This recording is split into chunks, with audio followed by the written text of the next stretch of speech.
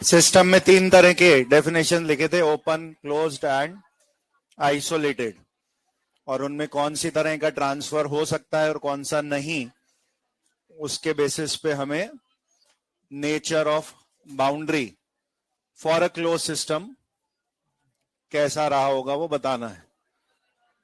तो close system में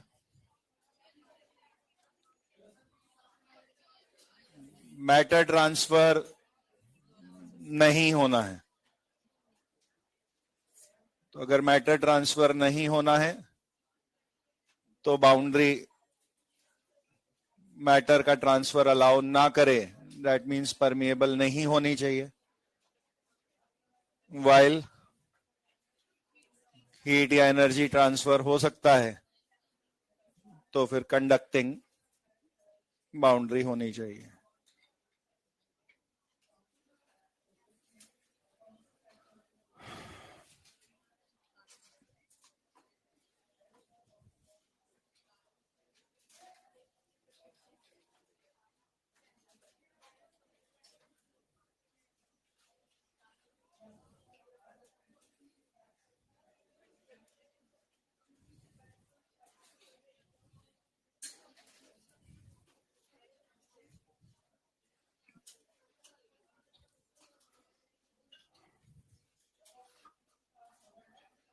शुरुआत की काफी सारी इंफॉर्मेशन ऐसी है जिसमें मॉड्यूल में आपको शुरू में थ्योरी वाले क्वेश्चंस मिलेंगे और कुछ थ्योरेटिकल चीजों के बाद फिर फॉर्मूला ओरिएंटेड वाला काम स्टार्ट होता है।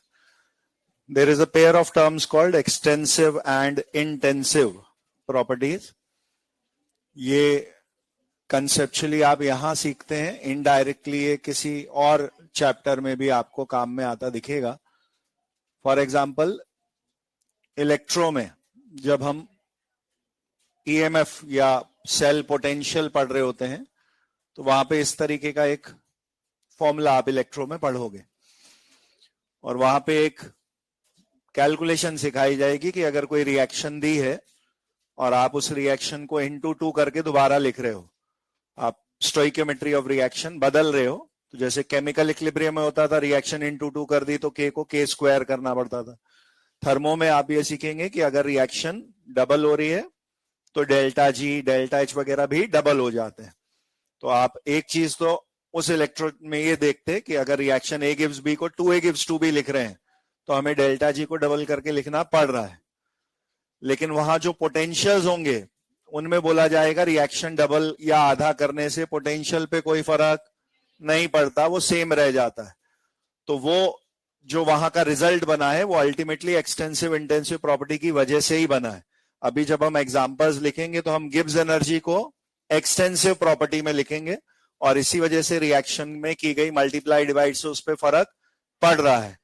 और हम ईएमएफ वाले पैरामीटर को इंटेंसिव प्रॉपर्टी में लिखेंगे और इसीलिए रिएक्शन में की गई चेंजेस ऑफ स्टोइकियोमेट्री से ई पे फर्क नहीं आता, ऐसा आप इलेक्ट्रो में देख रहे होते हैं। तो इनडायरेक्टली इसका कहीं न्यूमेरिकल यूज भी हमें दिखेगा। आपके लिए अभी एक सिंपल सा थ्योरी क्वेश्चन बनता है एक्सटेंसिव इंटेंसिव पे, आपको 4 प्रॉपर्टीज के नाम लिखे होंगे, which among the following is extensive intensive, ऐसा पूछा जाएगा। जो थॉट प्रोसेस रखना है आपको दिमाग में, डेफिनेशन सिंपल सीधी ये है, एक्सटेंसिव उनको बोलते हैं जो अमाउंट या क्वांटिटी पे डिपेंडेंट है। अगर अमाउंट या क्वांटिटी चेंज हो रही है और उस चीज की वैल्यू बदल जा रही है तो एक्सटेंसिव इन नेचर बोलेंगे, और अमाउंट डिपेंडेंट नहीं है तो उसे इंटेंसिव बोलेंगे। तो इसके 2 प्रोमिनेंट तरीके हैं कि कोई भी एग्जाम्पल पूछा गया तो मुझे क्या थॉट प्रोसेस रखना है जिससे मैं उसको एक्सटेंसिव बोलूंगा या इंटेंसिव। पहला, अगर आपको उस प्रॉपर्टी का कोई फॉर्मूला पता है तो उसका फॉर्मूला देख लीजिए, उस फॉर्मूले में अगर कोई ऐसी प्रॉपर्टी आ रही है जो अमाउंट या अमाउंट पे डिपेंड करने वाली है तो आप प्रोबेबली उसे एक्सटेंसिव बोलोगे। जैसे काइनेटिक एनर्जी लिखा, हाफ mv स्क्वायर है तो उसमें m फॉर मास आ रहा है तो m बदलेंगे तो ke का आंसर बदलेगा। मोमेंटम m इंटू v लिख रहे हैं तो m बदलेगा तो मोमेंटम बदलेगा। तो ऐसे कुछ चीजें आप फॉर्मूले से ही जज कर लोगे कि ये मास पे, क्वांटिटी पे, अमाउंट पे निर्भर करती है। लेकिन ये 100% फुल प्रूफ तरीका नहीं होगा, ऐसे कई चीजें आ जाएंगी जिनमें ये फेल हो जाता है। जैसे मोस्ट कॉमनली डेंसिटी, तो डेंसिटी में मास बाय वॉल्यूम आप लिख रहे हो, मास का टर्म आया, लेकिन वो ma या mv स्क्वायर बाय आर या उनसे अलग है। किस मायने में अलग है? कि उसमें मास तो चेंज होगा, लेकिन अपॉन वाला वॉल्यूम भी अकॉर्डिंगली चेंज हो रहा होगा। तो आप पानी कम ले रहे हैं या ज्यादा ले रहे हैं, डेंसिटी तो 1 ग्राम पर ml ही आ रही है। आपने ज्यादा वाटर लिया होता 50 ग्राम तो वो ml में भी 50 होता, आपने उसको 100 ग्राम लिया होता तो ml में भी 100 होता, कट पिट के आपका डी तो हर बार 1 ही आ रहा होता। तो इन सम केसेस ऐसा बोलने में आता है कि अगर दो एक्सटेंसिव प्रॉपर्टी फॉर्मूले में ऊपर नीचे हैं तो हो सकता है वो एक दूसरे के इंपैक्ट को कैंसिल आउट कर दें और जो ओवरऑल चीज है वो इंटेंसिव बिहेव करे। तो x and y are extensive, but x upon y may be intensive in nature also. दूसरा इसका तरीका यह है कि कुछ ऐसी प्रॉपर्टी है जिसका मेरे पास कुछ फॉर्मूला टाइप नहीं है।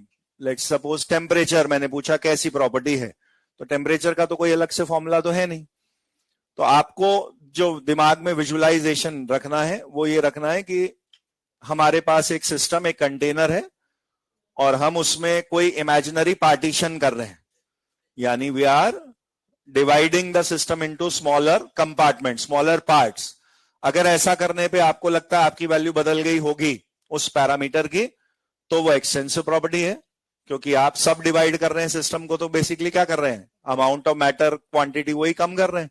तो अगर वैल्यू बदल गई तो वो एक्सटेंसिव है, but if it still remains the same तो बोलेंगे इंटेंसिव प्रॉपर्टी है। जैसे इस कमरे को कंटेनर माने, ये कमरा पूरा पानी से भरा हुआ है और मैंने कहा मुझे बॉइलिंग पॉइंट कौन सी प्रॉपर्टी है समझाना है, तो आप इस कमरे को आधा काट भी दोगे तो भी उसमें पानी 100 पे ही बॉयल होना है, पूरा कमरा रखा होता तो भी 100 पे ही बॉयल होना है, तो बॉइलिंग पॉइंट इंटेंसिव प्रॉपर्टी बोला जाता है। तो इन सम केसेस इस तरीके से हम जज करेंगे। क्वेश्चन फ्लैट यही पूछा जाएगा, नाम लिख दिए, which is extensive which is intensive. ठीक है, आप चाहें तो टेबल फॉर्म में लिख लें दोनों को, एक एक दो दो लाइन की डेफिनेशन और उनके कुछ कुछ एग्जाम्पल्स।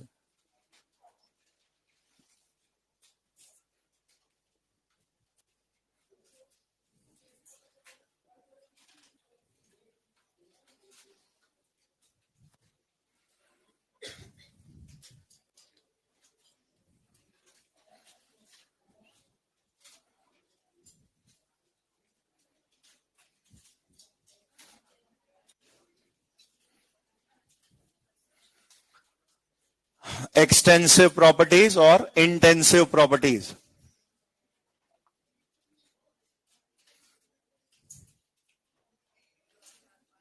लिखिए एक्सटेंसिव वाली साइड पे, डिपेंड अपॉन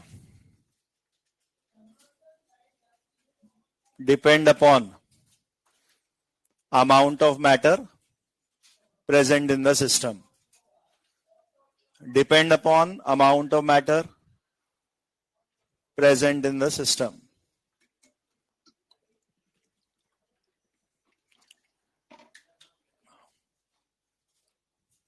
ब्रैकेट में लिख दीजिए mass dependent, amount of matter present in the system, या ब्रैकेट में सिंपली लिख दीजिए mass dependent, depend upon amount of matter present in the system, या ब्रैकेट में मास डिपेंडेंट।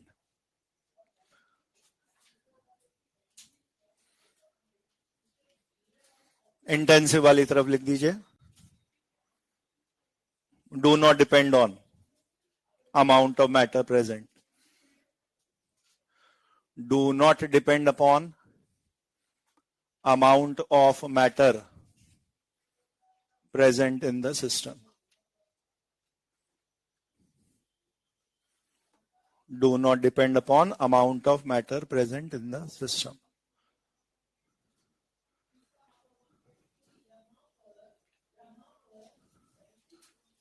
या ब्रैकेट में लिख दें मास independent, mass independent.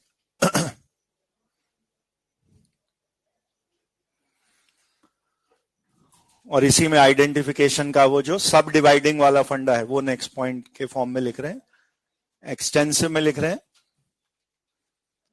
Their value changes, their value changes if system is their value changes if system is subdivided into smaller parts. Their value changes if system is subdivided into smaller parts. दूसरी तरफ लिख दें, their value remains same on subdividing the system. Their value remains same on subdividing the system.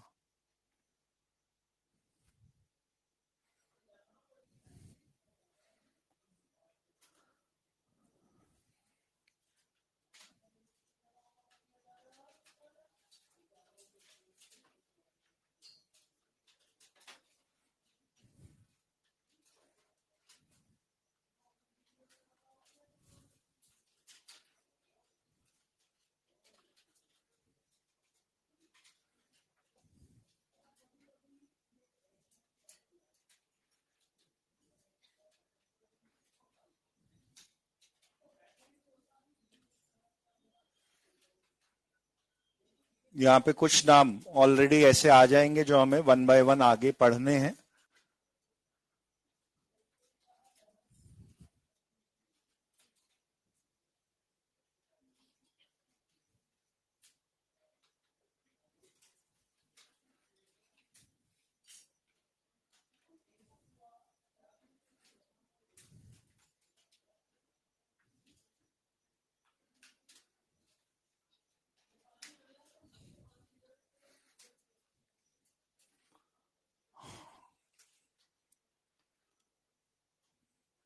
क्योंकि examples काफी सारे हो सकते हैं, आप बिना सोचे समझे उनको रटने बैठ जाएंगे तो दिक्कत है. बाय सम लॉजिक कौन किधर लिखा जाना है वो ज्यादा ठीक है.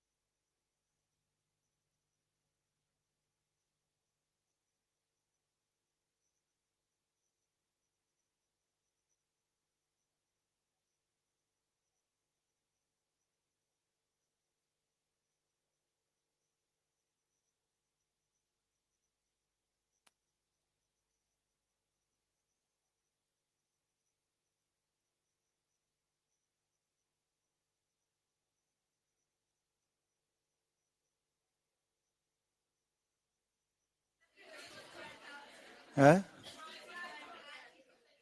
चाची का ही था फोन, ऐसे घबराए घबराए भाग के जाऊंगा मैं तो, और किसका फोन होगा.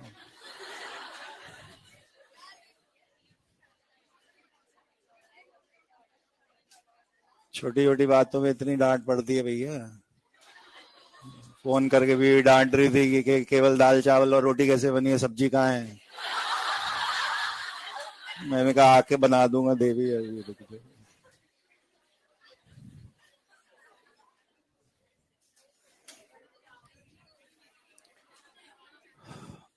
इनमें से कुछ एग्जाम्पल्स तो ऐसे हैं जिनमें फॉर्मूले से जज हो सकता है, और कुछ एग्जाम्पल्स ऐसे हैं जो हम आगे पढ़ेंगे वो अभी हमें याद रखने. नंबर ऑफ मोल्स आराम से समझ में आएगा अपने को. मास बाय मॉलिक्यूलर मास ही लिख रहे हैं तो वो नंबर ऑफ मोल्स डिपेंड करेगा आपके अमाउंट ऑफ मैटर पे. रेजिस्टेंस थोड़ा सा अलग एग्जाम्पल है बट समझ में आता है. आप लेंथ ऑफ वायर के डायरेक्टली है resistance, area of cross section के इनवर्सली ऐसा पढ़ते ही है. तो अगर आप सब डिवाइड करेंगे किसी भी वायर को तो रेजिस्टेंस की वैल्यू पे फर्क पड़ेगा. हीट कैपेसिटी फिजिक्स में ही पढ़ चुके होंगे, यहाँ पे भी आगे पढ़ेंगे. The total amount of heat required to raise temperature of substance by 1 degree या 1 केल्विन. तो कितना सब्सटेंस लिया गया उसको T से T+1 भेजने में हीट डिफरेंट रिक्वायर्ड होगी, तो हीट कैपेसिटी आपके लिए एक्सटेंसिव प्रॉपर्टी। इंटेंसिव प्रॉपर्टी बहुत सारे ऐसे नाम हैं जो आराम से विजुलाइज होते हैं कि हाँ ये चीज कम या ज्यादा लेने से तो इस चीज के आंसर पे फर्क नहीं पड़ता होगा। और ऐसी जो प्रॉपर्टीज हैं, density, viscosity, surface tension, refractive index, ये वो प्रॉपर्टीज हैं जो आप सब्सटेंस कम ज्यादा ले रहे हो उससे उसकी प्रॉपर्टी पे फर्क नहीं पड़ना है।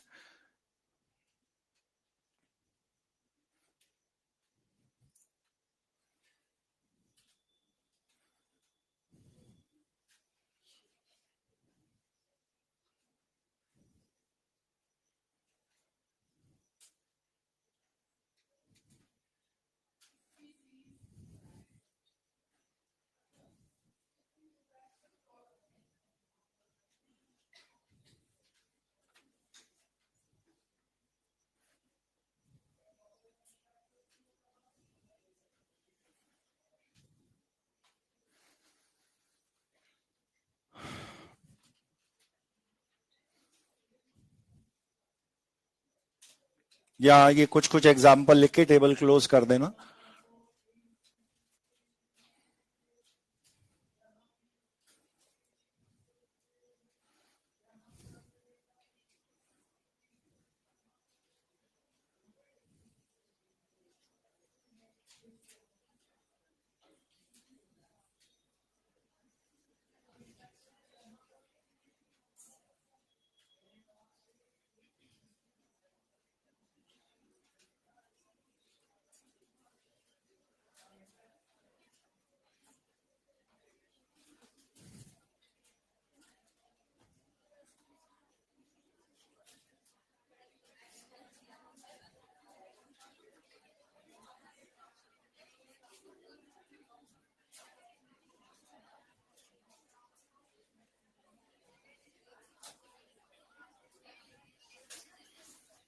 सब डिवीजन वर्ड का मतलब क्या था, वो ये वाली सिचुएशन थी कि अगर आप एक सिस्टम को कंपार्टमेंटलाइज कर रहे हैं, उसको जरूरी नहीं आधा ही करना है, बट उस बिगर सैंपल में से स्मॉलर सैंपल निकालने पर भी अगर आंसर वही है तो वो अमाउंट डिपेंडेंट चीज नहीं मानी जाएगी, उसको आप इंटेंसिव बोलेंगे।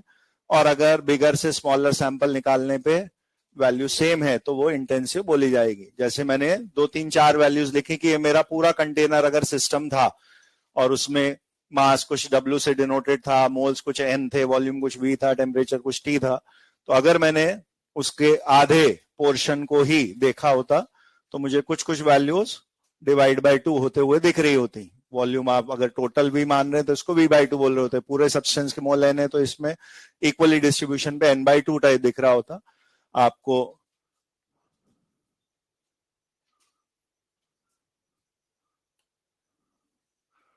टेम्परेचर में ऐसा नहीं है कि पूरे डिब्बे का सिस्टम T है तो आधे डिब्बे का T/2 होगा, वो सेम चल रहा है।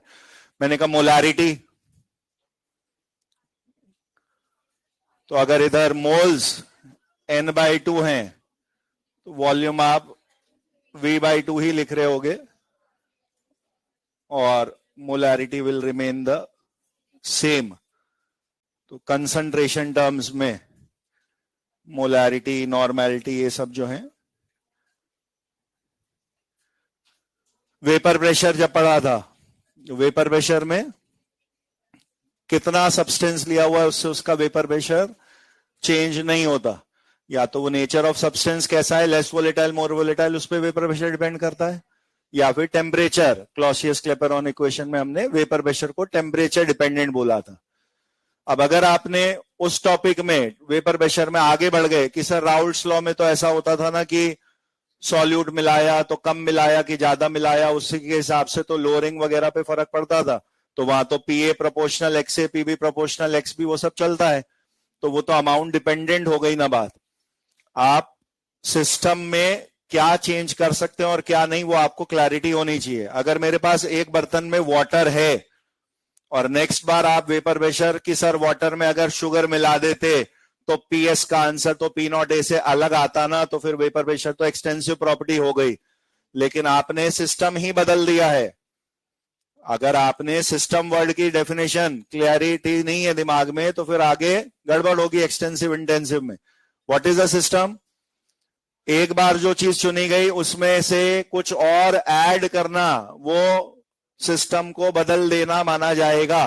तो अगर मैंने प्योर वाटर का क्या नापा, वेपर प्रेशर, और सेकंड बार आप कह रहे हो उसमें शुगर मिलाने पे वेपर प्रेशर तो बदल गया ना, तो आप इसको ये नहीं बोल सकते कि वेपर प्रेशर तो एक्सटेंसिव प्रॉपर्टी हो गई, क्योंकि वो तो अमाउंट के हिसाब से बदल रहा है। क्यों? क्योंकि वाटर को सिस्टम अगर माना था आपने तो water plus sugar is a new system. उस न्यू सिस्टम का आंसर नया है, उसको पुराने से कंपेयर करने का कोई मतलब नहीं है। तो आपको कुछ एडिशन अलाउड नहीं है। ऐसा एक क्वेश्चन कभी कभी बन जाता है जब हम आगे इंटरनल एनर्जी पढ़ेंगे, तो आपको इंटरनल एनर्जी एक्सटेंसिव प्रॉपर्टी में यहां लिखाई जा चुकी है। अब वहां पे कभी पूछा जाता है कि किसी रिएक्शन में इंटरनल एनर्जी कैसे बढ़ाई जा सकती है, how can internal energy of a system be increased. आप जब इंटरनल एनर्जी पढ़ोगे तो वो टेम्परेचर का फंक्शन पढ़ाई जाएगी। तो लॉजिक तो कहता है टेम्परेचर बढ़ाने से इंटरनल एनर्जी बढ़नी चाहिए, लेकिन एक मिसलीडिंग क्वेश्चन में एक आंसर ऐसा दे दिया जाता है कि टेम्परेचर का तो आंसर दिया नहीं और लिखा है adding more moles of gas into the container. Adding more moles of gas into the container, ये क्वेश्चन का आंसर दिया जाता है इस वाले को, लेकिन लॉजिकली ये क्वेश्चन गड़बड़ हो गया। क्यों? क्योंकि अगर आपने एक certain number of moles of gas लिए थे और उसके लिए कुछ एनर्जी निकाली थी, तो अगली बार जब आप उसमें कुछ नया मिला दे रहे हो तो टोटल एनर्जी पहले से ज्यादा हो गई होगी, ये बात तो ठीक है, लेकिन वो सिस्टम की इंटरनल एनर्जी बढ़ गई है का जवाब नहीं है। क्योंकि अगर आपने बाहर से कुछ नई चीज ही मिला दी तो वो तो एक नया सिस्टम मान लिया जाएगा। आप एक तरह से एक न्यू सिस्टम की एनर्जी को प्रीवियस या ओल्ड सिस्टम की एनर्जी से कंपेयर कर रहे हो, तो आपको कुछ एक्स्ट्रा एडिंग अलाउड नहीं है।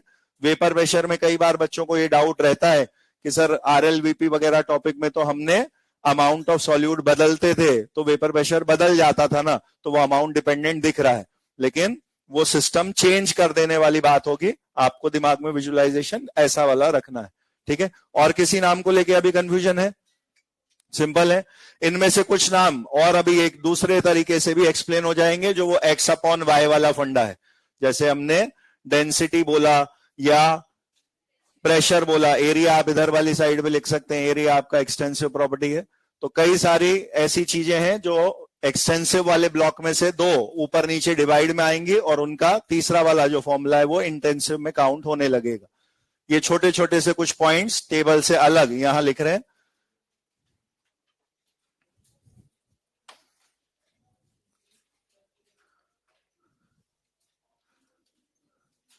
Ratio of two extensive properties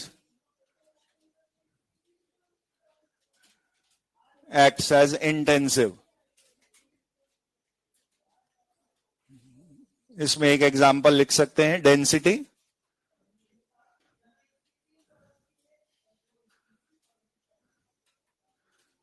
density intensive count हो रही है, मास एंड वॉल्यूम दोनों एक्सटेंसिव थे।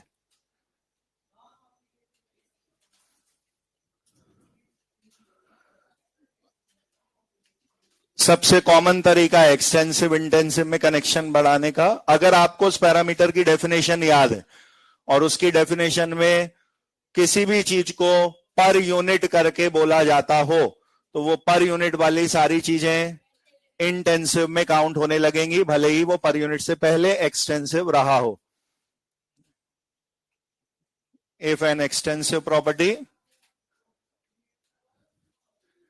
इज डिफाइंड, खूब सारे पर यूनिट के ऑप्शंस है इसमें, per unit mass, per unit volume, per unit moles, per unit area,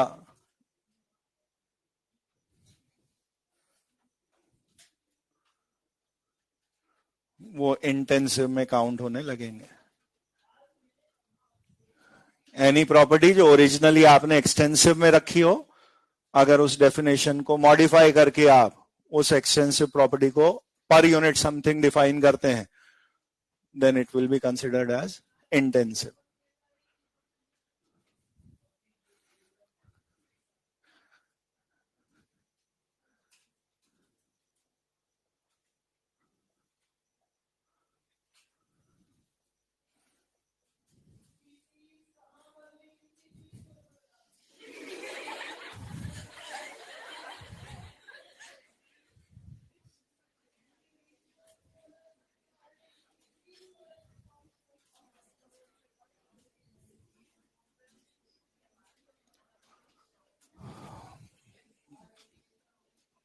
molarity दोनों लॉजिक से, पिछले वाले लॉजिक से भी एक्सप्लेन हो सकता है कि x अपॉन वाई में नंबर ऑफ मोल्स भी एक्सटेंसिव है, डिवाइड बाय वॉल्यूम भी एक्सटेंसिव है, इसलिए आप मोलैरिटी को इंटेंसिव बोल रहे हैं। या इस डेफिनेशन के हिसाब से भी किसी एक्सटेंसिव वैल्यू को पर यूनिट वॉल्यूम डिफाइन किया गया, number of moles per litre per unit volume, hence molarity is intensive, ऐसा भी बोल सकते हैं। सेम लॉजिक आप pressure force per unit area है ये बोल के उसको इंटेंसिव।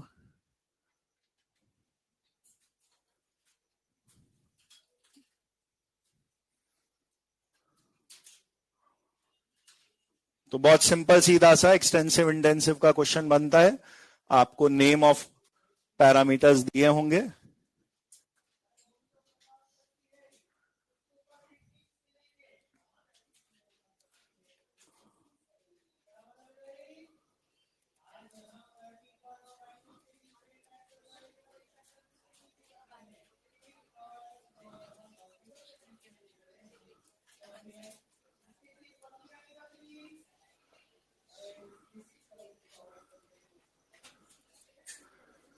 आगे जहां पे सीपीसीबी वाली चीजें हीट कैपेसिटी में हम पढ़ते हैं तो वो तीन तरह के नाम सुनोगे आप। हीट कैपेसिटी भी वो नाम होगा, मोलर हीट कैपेसिटीज भी होगा और स्पेसिफिक हीट कैपेसिटीज भी नाम होगा।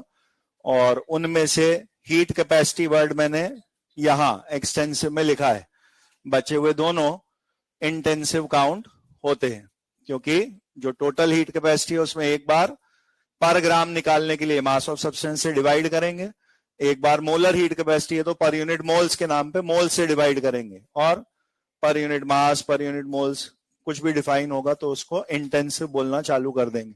तो मेरी हीट कैपेसिटी एक्सटेंसिव प्रॉपर्टी है, लेकिन पर ग्राम पे निकलने के बाद स्पेसिफिक हीट कैपेसिटी वो इंटेंसिव काउंट होती है।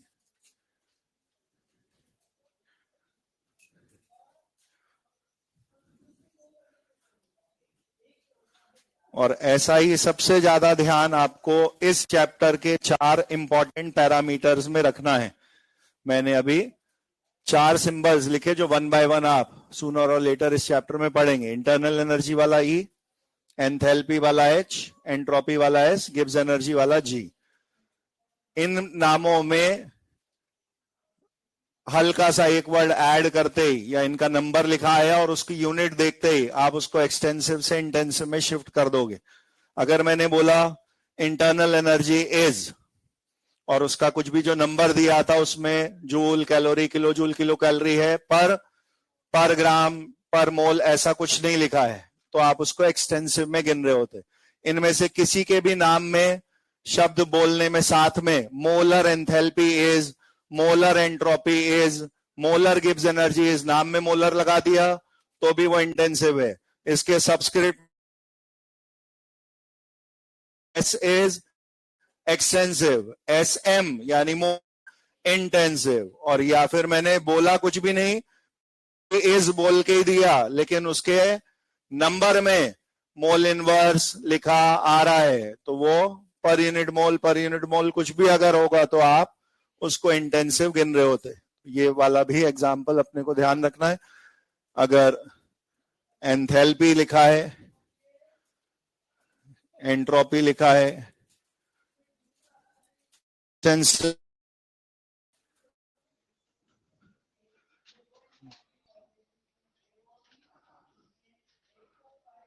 मोलर एंथैल्पी, मोलर एंट्रोपी ऐसे वर्ड्स लिखे हैं तो इंटेंसिव बोलेंगे।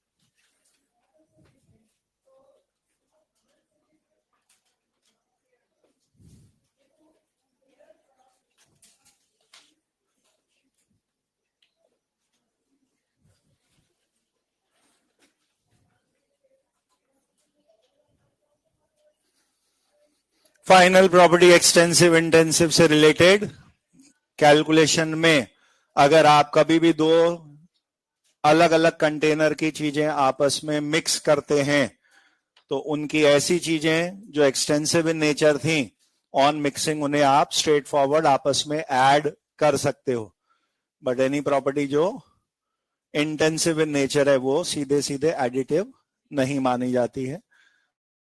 मिक्स करते ऐड करके टोटल ग्राम बता दिए होते, इतने एमएल ये है इतने एमएल ये मिक्स करते V1 plus V2 type add कर लेते, लेकिन हर प्रॉपर्टी ऑन मिक्सिंग सीधे एडअप हो जाए ऐसा नहीं होता। तो अगर T1 T2 टेम्परेचर वाले कुछ मिक्स हुए होंगे तो उसको final temperature is T1 plus T2 ऐसे नहीं बोला जा सकेगा। तो extensive properties are additive, intensive properties are non additive.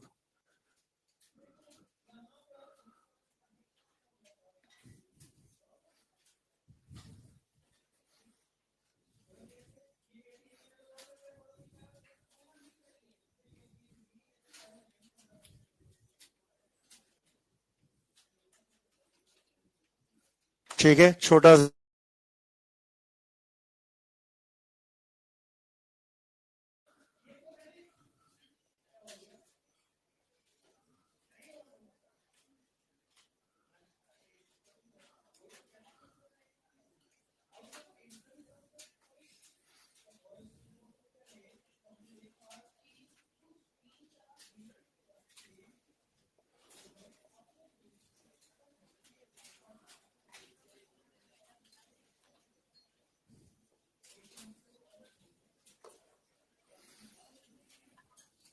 एक दो लाइन की डेफिनेशन दो तीन और देख लें। एक नाम होता है कॉल्ड स्टेट वेरिएबल्स।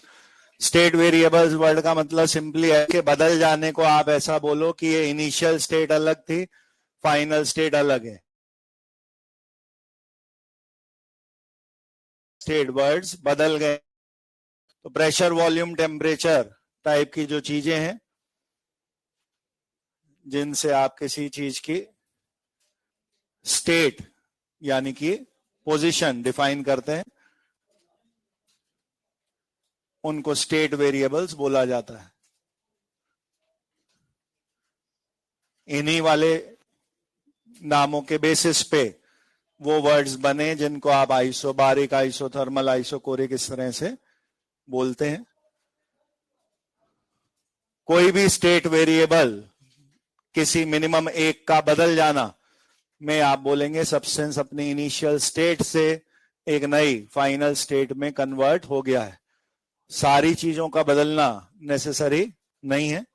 अगर हमने किसी से शुरू में P1 V1 T1 ऐसी वैल्यूज दी थी और P1 P1 ही रहा, V1 V1 ही रहा, केवल T1 से T2 हो गया है, इवन देन आप इसको स्टेट 1 से स्टेट 2 में कन्वर्ट हुआ है ऐसा बोल रहे होते हैं।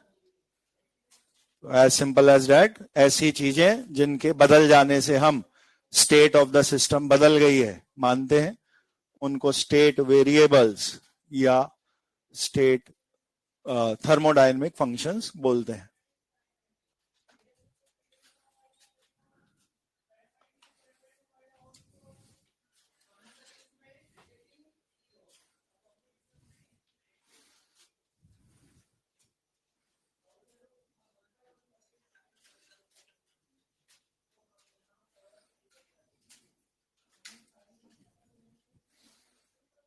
इनमें से कोई एक सेम चल रहा हो बाकी लोग बदल रहे हो उसी से ही वो आइसोबारिक, आइसोकोरिक, आइसोथर्मल वो तीन वर्ड्स बने। वन एट ए टाइम अगर आपने कांस्टेंट रखा होता तो हम उससे रिवर्स में बोल रहे हैं किसी एक का भी बदल जाना इज सफिशिएंट टू से कि स्टेट ऑफ द सिस्टम बदल गया है।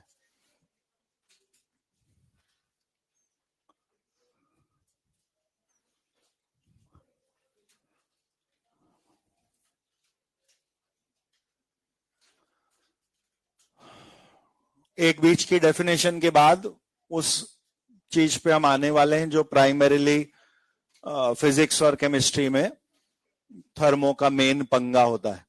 जो साइन कन्वेंशन है हीट का, वर्क का, कब सेम है कब अलग है, क्या चीज है, उसको लेके जो क्लैरिटी है वो हीट एंड वर्क की डेफिनेशंस में आ जाएगी। उससे पहले हम एक डेफिनेशन और पढ़ रहे हैं, सेट ऑफ 2 वर्ड्स है जिसको स्टेट फंक्शन, पाथ फंक्शन बोलते हैं। एज सिंपल एज दैट, आपके जिसमें जो नाम में वर्ड आ रहा है वही उसका कीवर्ड है। स्टेट फंक्शन स्लाइटली डिफरेंट है स्टेट वेरिएबल वर्ड से। स्टेट फंक्शन ऐसी किसी प्रॉपर्टी को बोलते हैं जो अगर मैंने एक से ज्यादा बार सॉल्व करी और उसका आंसर इस बात पे डिपेंड करता है कि किस इनिशियल स्टेट से आप किस फाइनल स्टेट में गए, कौन से तरीके से गए, कौन से रास्ते से गए, उससे कोई मतलब नहीं है। That is called a state function, जिसको केवल बिगिनिंग पॉइंट और एंडिंग पॉइंट से मतलब होता है, पाथ इन्वॉल्व से नहीं। और अगर कोई चीज ऐसी है जिसमें एक ही काम को कई तरीके से कराया लेकिन रूट अलग था और आंसर अलग आ रहा है, तो हम बोलते हैं वो पाथ फंक्शन है। जैसे आपको एक्सपेंशन ऑफ गैस का न्यूमेरिकल दिया जाए और सेम V1 इतने लीटर से गैस इतने V2 तक एक्सपैंड हुई है दोनों बार, लेकिन अगर कहीं बोला हो आइसोथर्मल एक्सपेंशन तो अलग फॉर्मूले से वर्क डन अलग आ रहा होगा, और एडियाबैटिक एक्सपेंशन तो वही V1 V2 से आंसर अलग आ रहा होगा। तो उसका सेंस यही है कि ग्राफिकली अगर आप फिजिक्स में प्लॉट भी कर रहे होते P वर्सेस V, तो आइसोथर्मल वाला पाथ अलग है और एडियाबैटिक वाला पाथ अलग है, और वो पाथ के हिसाब से बदल जाने का मतलब होगा हम वर्क को पाथ पर निर्भर मानेंगे, पाथ पे डिपेंडेंट मानेंगे और उसको पाथ फंक्शन में गिना जाया करेगा। तो वो कौन सी चीजें हैं जो पाथ डिपेंडेंट नहीं है और कौन सी जो पाथ पे डिपेंड करती हैं, वो एक एक दो दो लाइन की डेफिनेशन लिखनी है। नेक्स्ट हेडिंग लिखिएगा, state and path functions. State and path functions. State and path functions.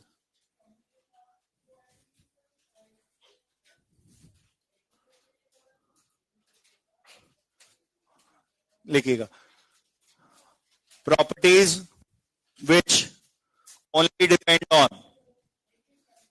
properties which only depend on initial and final state of system, properties which only depend on initial and final state of system and not upon path involved and not upon path involved in the process and not upon path involved in the process are called state functions.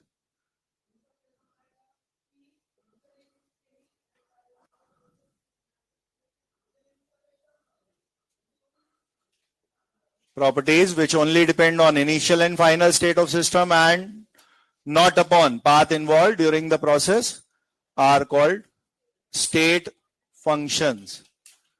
इनमें ये fix 7 नाम आपको याद रखने हैं।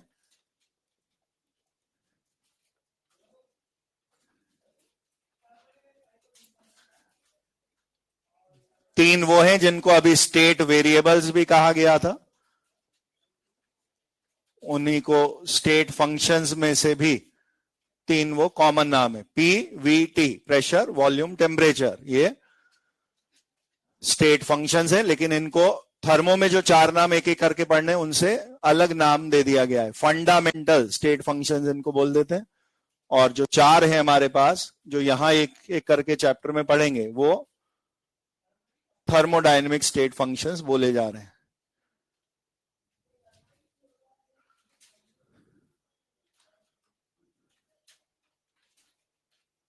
Mathematically state function definition का जो use है जब आप थर्मोकेमिस्ट्री पढ़ते हैं और वहां एक लॉ पढ़ाया जाता है कॉल्ड हेस लॉ, तो वो हेस लॉ एप्लीकेशन ही है इस स्टेट फंक्शन की डेफिनेशन की।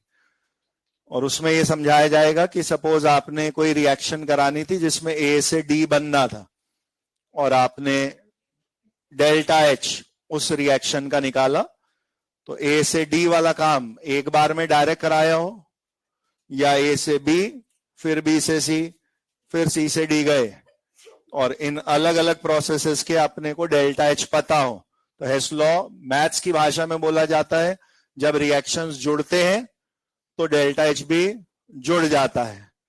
ऐसा बनेगा हेस लॉ।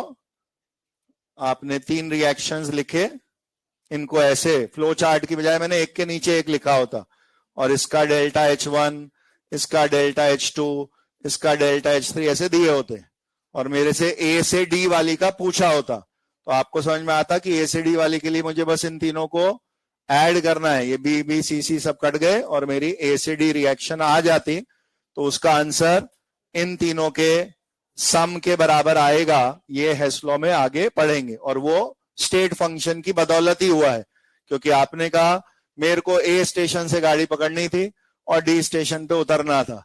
अब मेरे को किराया उतना ही देना है, चाहे ए से डी नॉन स्टॉप ट्रेन में बैठ के जाऊं या वो A B C D station पर गाड़ी रुकती हुई जाए। मेरा ए टू डी वाला सोर्स और डेस्टिनेशन अगर सेम है दोनों बार, तो मेरा answer of any state function same ही आएगा। तो अगर यहां किसी स्टेट फंक्शन को मैंने मेजर किया होता और सपोज मैं कह रहा हूं उसकी वैल्यू एक्स आई है, तो इस पूरे रूट में भी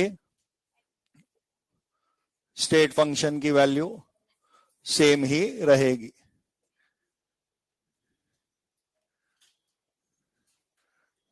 ए से डी जाना या ए बी सी डी जाना, दोनों के लिए state function will remain the same. तो mathematical use path function word का नहीं है, वो तो डेफिनेशन यहां खत्म हो जाएगी, लेकिन स्टेट फंक्शन वर्ड हेस लॉ के नाम पे आगे हमारे मैथमेटिकल यूज में आता है।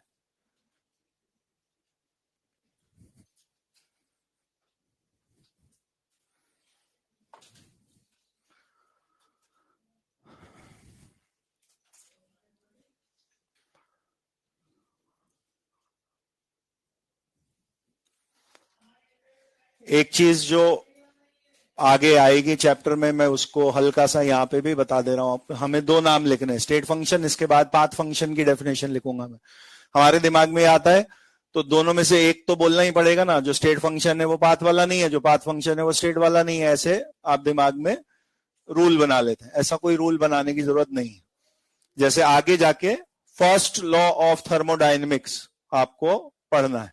अब वो फर्स्ट लॉ ऑफ थर्मोडायनेमिक्स का यहां पे फॉर्मूला कुछ इस तरीके का बना, ऐसा आप केमिस्ट्री में इसको लिखेंगे, और कुछ ऐसा कंडीशंस पढ़ाए जाएंगे कि एडियाबैटिक है तो ये 0 हो जाएगा, वॉल्यूम कांस्टेंट वाला प्रोसेस है तो वो 0 हो जाएगा, आइसोथर्मल है तो ये 0 हो जाएगा। इसमें से कई बार आप एक एक टर्म उड़ा दिया करोगे।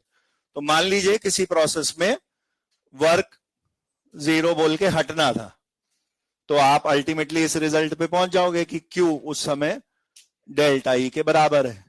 और हम तब तक W का भी ये फॉर्मूला पढ़ चुके होंगे जो स्लाइटली फिजिक्स से अलग है। वहां PD भी करके निकाल रहे होते हो, या साइन अपोजिट है तो -P डेल्टा भी करके लिख रहे होते हैं। तो बेसिकली जब कोई प्रोसेस वॉल्यूम कांस्टेंट वाला कराया जा रहा होगा आइसोकोरिक, तो आप वॉल्यूम में सेम रहे, डेल्टा भी 0 हुआ, इसलिए W0 बोला करोगे। तो अगर मेरा W0 हो गया था और मैं ऐसे आंसर पे आ गया था, तो मेरे जगह किसी थ्योरी क्वेश्चन में लिखा आया कि at constant volume condition heat behaves as a state function, और आप उसको सही टिक मार देते हैं ये बोल के कि सर अपन ने स्टेट फंक्शन में ही तो पढ़ा था E, तो अब वो स्टेट फंक्शन हो गया।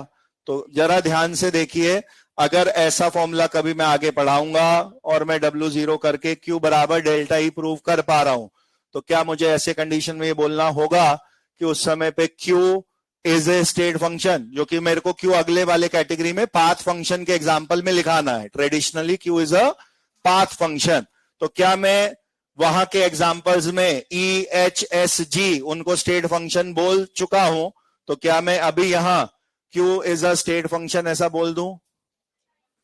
आप W को जब आगे जाके 0 रखोगे तो क्या आप Q को E के बराबर ला पाए हो? क्या आप Q को डेल्टा E के बराबर ला पाए हो? E का नाम स्टेट फंक्शन है, E के चेंज का नाम स्टेट फंक्शन नहीं है। अगर आपने Q को E के बराबर साबित कर दिया होता तो मैं कहता कि स्पेशल कंडीशन में heat is behaving as a state function.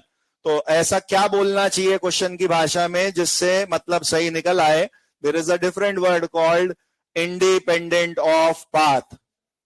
There is a different word called independent of path.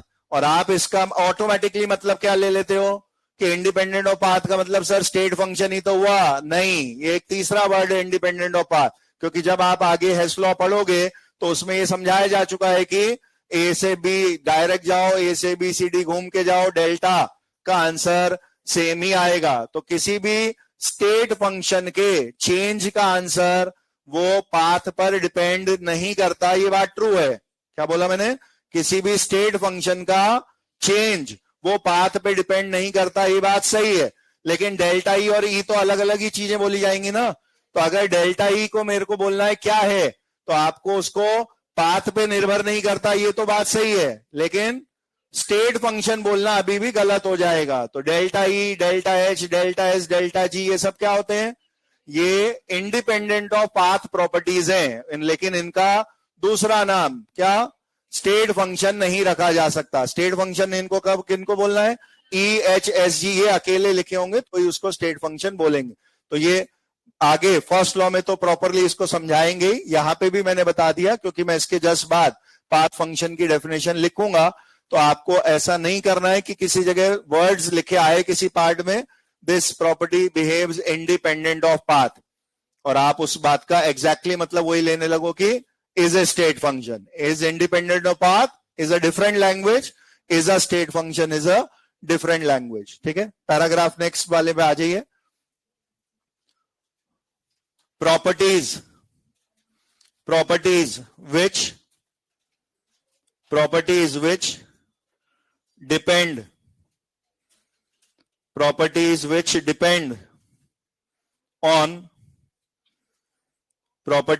depend on initial and final state, as well as properties which depend upon initial and final state, as well as path involved during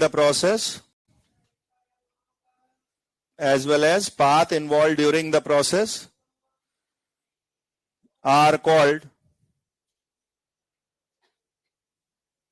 path functions.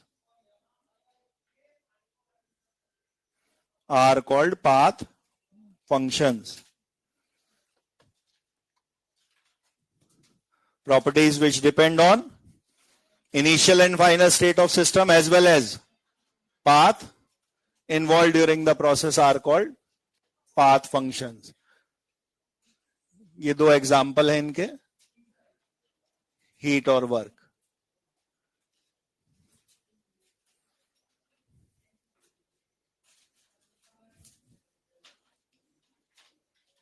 इसमें ऐसा क्यों बोला है depend on initial and final state as well as path? केवल path ही क्यों नहीं बोल दिया?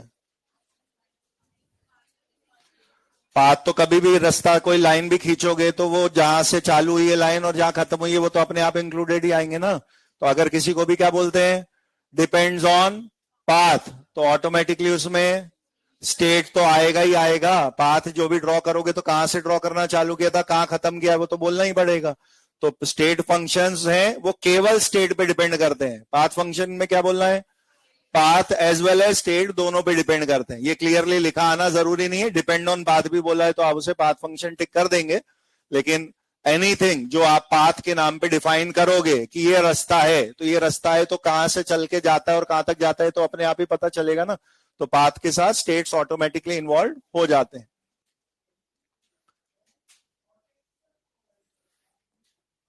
आपको एक मैथमेटिकल चीज हमेशा इस पूरे चैप्टर में दिखेगी, वो ये है कि जो भी आपने स्टेट फंक्शन नाम से चीजें पढ़ी उनको आप चैप्टर में सिंगल लगभग कभी भी नहीं देखोगे, और उनको चेंज यानी डेल्टा के फॉर्म में ही फॉर्मूले में आता देखोगे।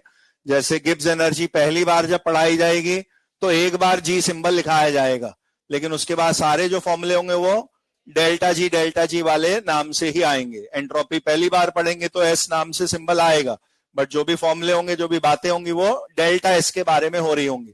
तो हम क्यों प्रेफर करते हैं किसी स्टेट फंक्शन को चेंज के फॉर्म में लिखना?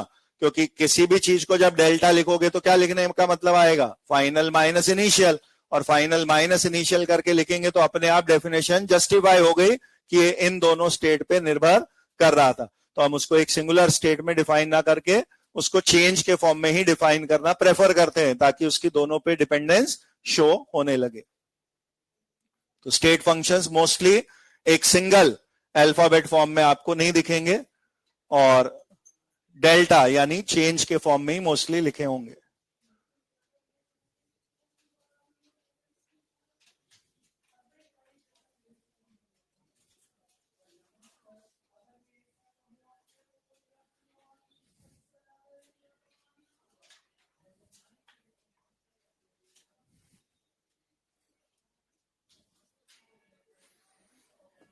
दूसरा कुछ उतना सिग्निफिकेंट अंतर नहीं है। कई बार जल्दबाजी में वर्क डन में डब्ल्यू बड़ा भी बन जाएगा, हीट कई जगह कैपिटल क्यू भी लिखी आ सकती है। बाकी नोटेशन के हिसाब से एक ऐसा रूल बनाया गया था कि जिनको आप स्टेट फंक्शंस बोलते हैं उनको कैपिटल अल्फाबेट से लिखें, और जिनको पाथ फंक्शन बोल रहे हैं उनको स्मॉल अल्फाबेट से लिखें। तो वी प्रेफर, अगर मुझे हीट लिखना है तो वो स्मॉल क्यू लिखा हो, या वर्क लिखा है तो स्मॉल डब्ल्यू लिखा हो, और एंथैल्पी एंट्रोपी ये सब कैपिटल अल्फाबेट्स में लिखे हैं।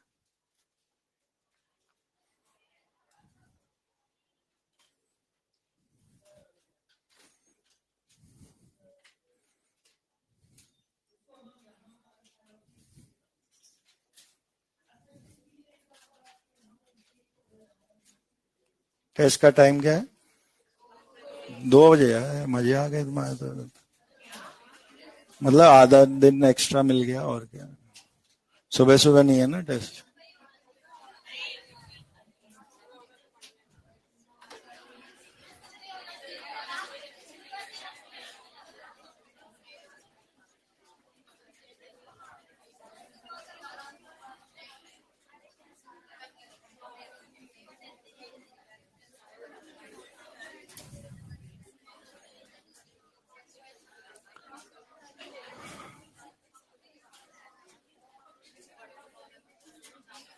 एसटीएम भी है मंडे को? नहीं है मतलब क्या है, और क्या? जिस जिसके भी नंबर घटे ना इस टेस्ट में, सबको आना जरूरी है एसटीएम। या तो छुट्टी मनानी है तो नंबर ज्यादा लाओ, नहीं तो फिर एसटीएम में आना पड़ेगा। मंडे को ही है एसटीएम, और क्या।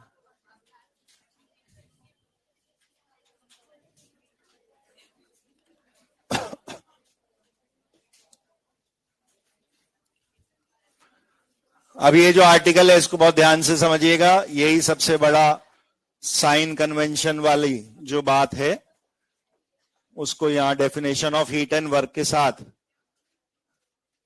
क्लियर करवा रहे हैं।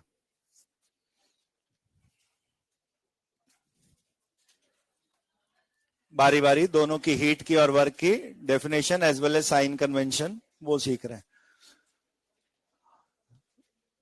आपको साइन कन्वेंशन में कब प्लस और कब माइनस लेना है वो बता देना सफिशिएंट नहीं है, उसके अलावा क्वेश्चन की भाषा किस तरह की है वो वाली चीज को और क्लियर होना पड़ता है। जैसे प्रेसिपिटेशन के क्वेश्चन में मैंने एग्जैक्टली लिखा दिया था आपको कि आपको अपने आप से क्या समझ में आ रहा है उससे मतलब नहीं है। अगर वहां क्वेश्चन में प्रेसिपिटेशन बिगिंस लिखा है तो फिर क्यू इक्वल करके ही सॉल्व करना है, ग्रेटर नहीं। तो वैसे ही यहाँ की क्वेश्चन की भाषा में आपको कोई एक दो शब्द हैं जो कीवर्ड्स हैं जिनको पकड़ना है, और वो कीवर्ड्स ये तय करते हैं कि आपको जो साइन कन्वेंशन याद है उसको आपको अलग से अप्लाई करना है, या आपने जो फॉर्मूले से आंसर निकाला बस उस नंबर का महत्व है, साइन का कोई लेना देना नहीं। तो वो क्लैरिटी अपन इस आर्टिकल में सीखेंगे। लिखिएगा, हीट की डेफिनेशन लिख रहे हैं, it is form of energy, it is form of energy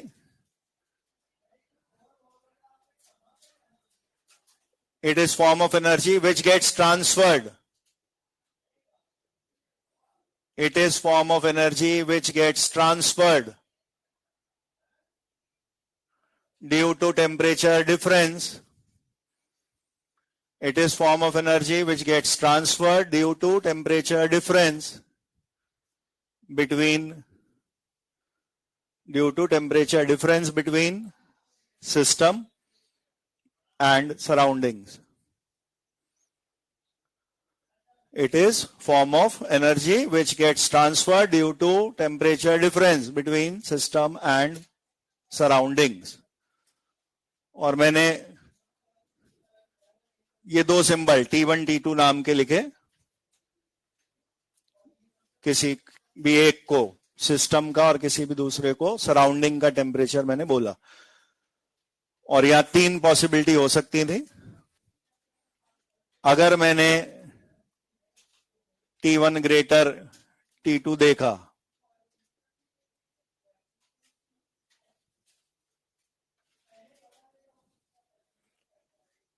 और आपको जनरल फ्लो ऑफ हीट जो बताना है वो हाई टू लो की तरफ बताना है, तो मैंने पहला सिनारियो ये माना कि अगर T1 ज्यादा है T2 से तो सिस्टम ज्यादा टेम्परेचर वाले से हीट कम टेम्परेचर यानी सराउंडिंग में जानी है। आपको जो भी भाषा बोलनी होती है वो सिस्टम के पॉइंट ऑफ व्यू से बोलनी होती है। आपको खुद को कंटेनर के अंदर बैठा हुआ मानना है, आप सिस्टम का पार्ट है, ऐसी वर्ड्स की लैंग्वेज आपकी होनी चाहिए। तो अगर एरो इन या आउट के हिसाब से आपकी यहां बात होगी तो सिस्टम में हम खुद बैठे, ये रूम हमारा सिस्टम है और हमने बोला टेम्परेचर सिस्टम का ज्यादा है और मुझे ज्यादा से कम की तरफ हीट भेजनी है, टेम्परेचर सिस्टम का ज्यादा है से कम की तरफ भेजनी है, तो आउटवर्ड जाना है हीट को और मेरे को अपने हिसाब से वर्ड्स बोलना है। तो क्या बोलूं इसे? Heat absorbed, released, released. आपके लिए ये सिस्टम से लॉस ही हुआ है और इसको आप heat is released by the system.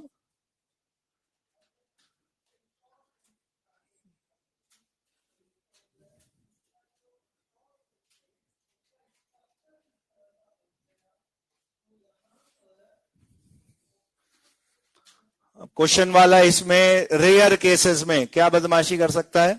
आपने जो लैंग्वेजेस पढ़ी दिमाग में वो रिलीज्ड या एब्जॉर्ब्ड ऐसी वर्क में आएगा। Work done on the system या work done by the system, ये सारे ऑन बाय वगैरह सिस्टम के पॉइंट ऑफ व्यू से चल रहे हैं। लेकिन हमने यूनिवर्स में बोला था दो ही हिस्से हैं, या तो सिस्टम या तो सराउंडिंग। और अगर उसने लैंग्वेज को घुमाने फिराने के लिए किसके पॉइंट ऑफ व्यू से शब्द यूज कर दिए? सराउंडिंग के हिसाब से। किसी क्वेश्चन में भाषा लिखी आई, ऐसा प्रोसेस हुआ जिसमें सराउंडिंग ने 200 जूल एब्जॉर्ब किया है, तो आप तो एब्जॉर्ब पकड़ के बैठ गए कि सर एब्जॉर्ब में आपने बोला था प्लस का साइन रखना होता है, लेकिन वो अगर कह रहा है एब्जॉर्ब्ड बाय द सराउंडिंग तो उसका मतलब रिलीज्ड बाय द सिस्टम ही होता और आपको साइन उसके हिसाब से लगाना होता। तो वो पूरी बात अपने को ध्यान रखनी है, केवल एक ही वर्ड रट लेना सफिशिएंट नहीं होगा। सिस्टम ने इस समय रिलीज करी है और इसी को आप वाइस वर्सा क्या बोल सकते थे? एब्जॉर्ब्ड बाय द सराउंडिंग, ऐसा बोल सकते थे, same as absorbed by surrounding.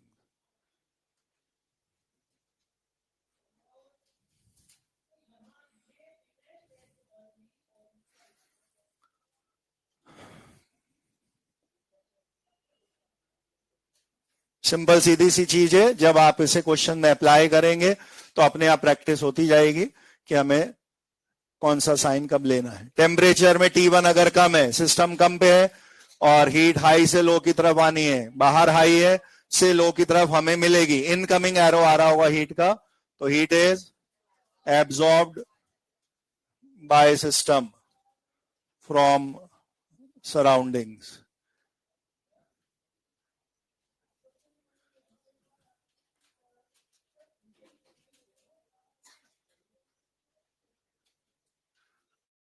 और अगर T1 T2 बराबर है तो नो हीट फ्लो।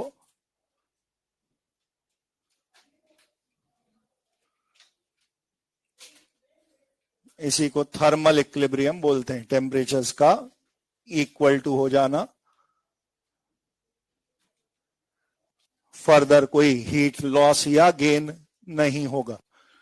ये तो अभी डेफिनेशन बताई हमने, अब मेन चीज आ रही है साइन क्या है?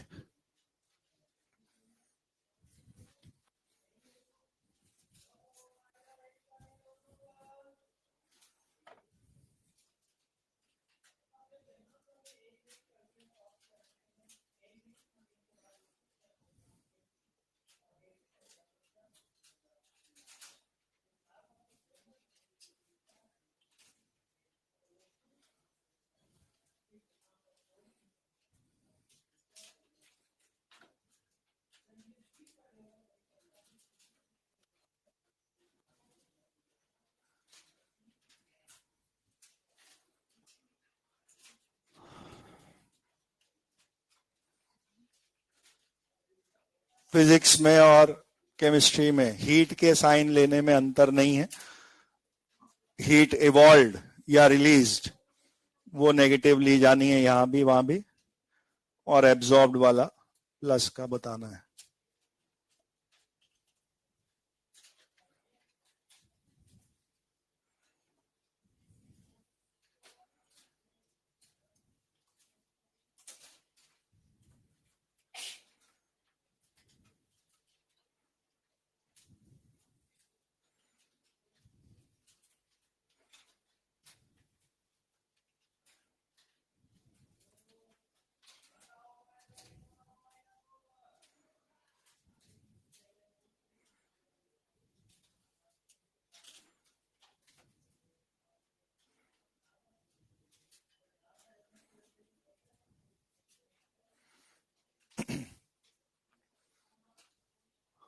अब इसके अलावा साइन कन्वेंशन के अलावा अपने को और किस चीज का ध्यान रखना है, वो क्वेश्चन की जो लैंग्वेज है उसको ध्यान दीजिएगा.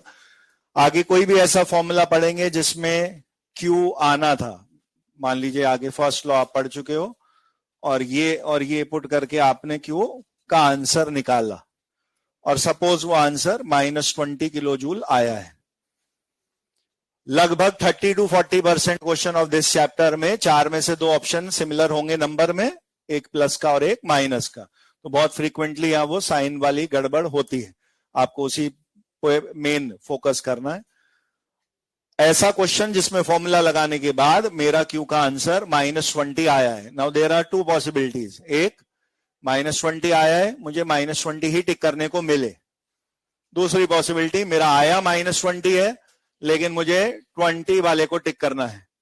मेरा आया -20 है लेकिन मुझे करना 20 वाले को टिक है. और ये हमेशा जहां नेगेटिव साइन है वहीं पंगा हो सकता है. अगर प्लस का 20 आया होगा तो प्लस छोड़ के भी 20 ही टिक होगा, जो वही बात हो गई, 20 and +20 are one and the same. लेकिन -20 एंड 20 सेम नहीं है, तो मुझे केवल 20 कब टिक करना था और -20 कब टिक करना था वो क्वेश्चन की लैंग्वेज से डिसाइड होगा. और वो लैंग्वेज क्या है? अगर क्वेश्चन की लैंग्वेज है हीट इन्वॉल्व्ड, हीट ट्रांसफर्ड, तो इन शब्दों में कोई ऐसा हिंट नहीं है कि आपने खोया कि आपने पाया. क्या हुआ हीट का ये पूछा है. यहां पे आपको आंसर साइन के साथ बताना है. Mark answer with suitable sign, यानी -20 आया होगा तो -20 वाले पे ही आप टिक कर रहे होंगे. लेकिन क्वेश्चन की लैंग्वेज को हल्का सा चेंज करके अगर पूछा गया है इस प्रोसेस में कितनी हीट रिलीज हुई है, इस प्रोसेस में कितनी हीट इवॉल्व हुई है, तो क्या बोलना है मुझे कि उसने क्वेश्चन की भाषा में रिलीज या इवॉल्व ऑलरेडी बोल दिया है. यानी मेरे को समझ में आ रहा है रिलीज हुई है, आप तो संख्या बताओ कितनी रिलीज हुई है. तो -20 किलो जूल में माइनस का काम केवल क्या बताना था, रिलीज हुई है. संख्या तो 20 किलो जूल ही बोलती है, तो आपको उस समय अलग से नेगेटिव लगाने की कोई जरूरत नहीं है.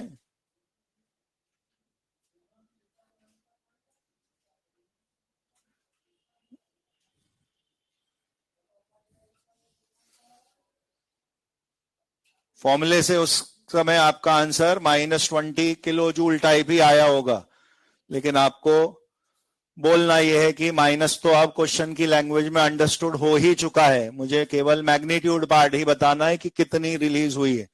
ये बात आपको ऐसे भी समझ में आएगी कि अगर मैंने एक रिएक्शन लिखी ए से बी और मैंने उसका क्यू -20 किलो जूल लिखा, एक और प्रोसेस पी से क्यू, उसके लिए हीट माइनस का 40 किलो जूल बताया, तो आपको माइनस देख के पहली बात क्या समझ में आती है कि इन दोनों प्रोसेस में हीट इवॉल्व भी हुआ है, रिलीज ही हुआ है। समझ में आ गया?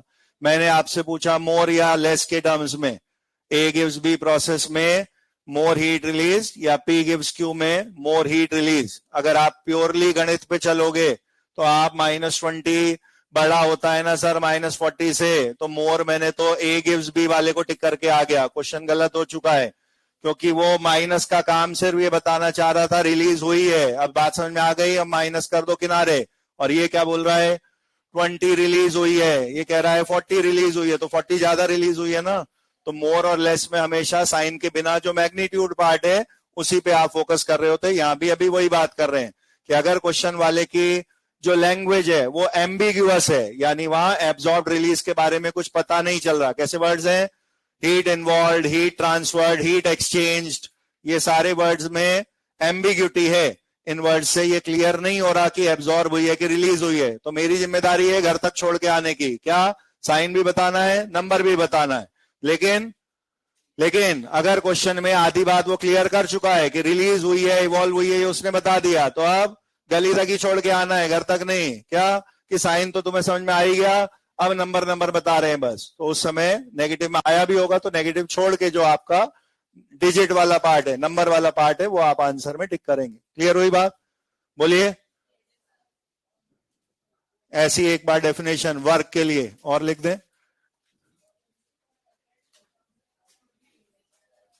बस। Thank you. ये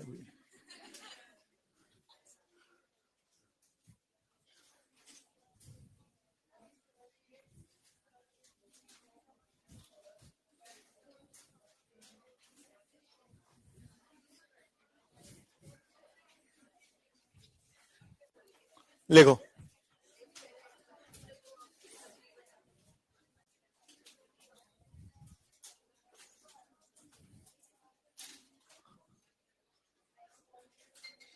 mode of energy transfer, work की डेफिनेशन बोल रहा हूं। Mode of energy transfer, mode of energy transfer which appears, mode of energy transfer which appears at the boundary,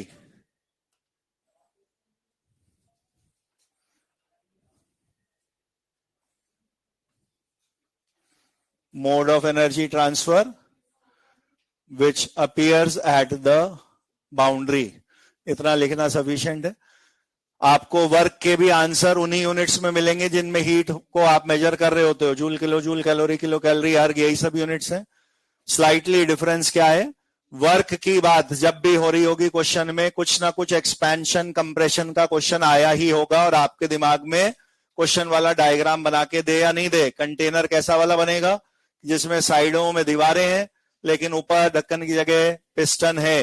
तो आपका गैस ने वर्क गैस पर हुआ या गैस ने किया, वो एक्सपैंड हुई या कंप्रेस हुई, इसका पता मुझे पिस्टन की पोजीशन के चेंज होने से ही लगा होगा।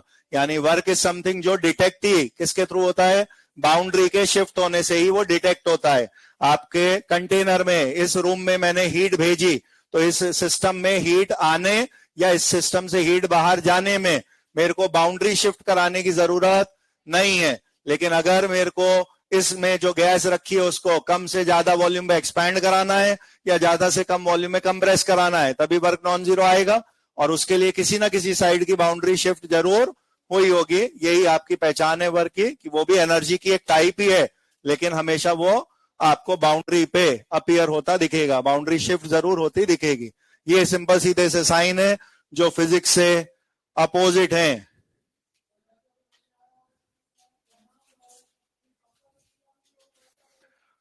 Work done on the system, यहां पॉजिटिव लिया जाना है। अगेन इस बात का ध्यान रखें कि अगर आपने केवल ऑन और बाय से ही रट्टा मार लिया तो वो क्वेश्चन कभी भी गलत हो सकता है, क्योंकि जो ऑन द सिस्टम है उसी का दूसरा मतलब बाय द सराउंडिंग होता, और जो बाय द सिस्टम है उसी का दूसरा मतलब ऑन द सराउंडिंग होता। अब इसमें फिर वही कहानी है कि मेरे को साइन याद है, अब वो साइन मुझे काम में लेना है या नहीं लेना, ये क्वेश्चन की लैंग्वेज डिसाइड करेगी। अगर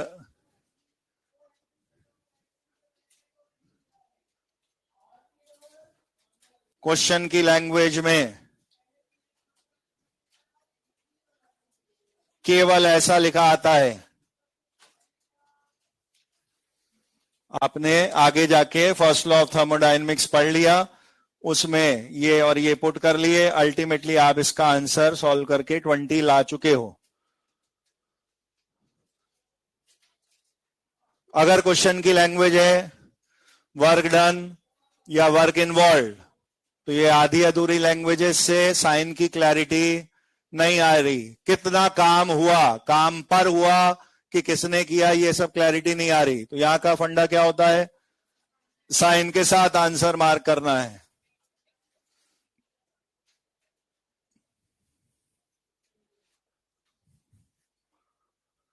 घपला केवल नेगेटिव साइन में है, आधी आधी बात ही याद रखनी है आपको। +20 आ रहा था और मैंने भूल से 20 रख दिया तो गलती है ही नहीं ना, +20 तो 20 होता ही है। -20 था तो मुझे -20 ही टिक करना है कि माइनस हटा के 20 टिक करना है, मेन यही बात है समझने की। तो पिछले वाले केस में भी गड़बड़ केवल रिलीज्ड या इवॉल्व वाला केस ही करा सकता है, एब्जॉर्ब वाला केस में कुछ गड़बड़ नहीं होगी। ऐसे यहां पे अगर क्वेश्चन की भाषा है work done by the system या बाय द गैस, तो क्या बोलेंगे, बाय द सिस्टम वर्ड से मुझे ऑलरेडी समझ में आ चुका है कि नेगेटिव में था, अब मुझे केवल मैग्नीट्यूड मार्क करना है।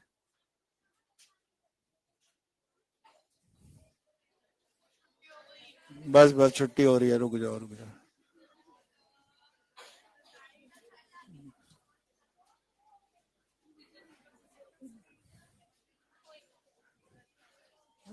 तुम्हें तो अपनी चिंता है, मुझे अभी सब्जी लेनी भी है, फिर काटनी भी है, फिर बनानी भी है, मेरे कितने काम है।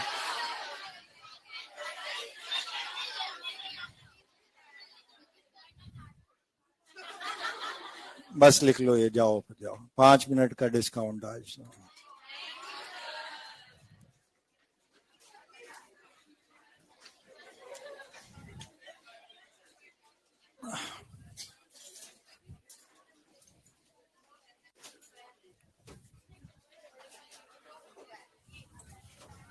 कल क्लास नहीं है ना मेरी, ठीक है, फिर एडवांस में आप सभी को टेस्ट के लिए बहुत बहुत बेस्ट ऑफ लक।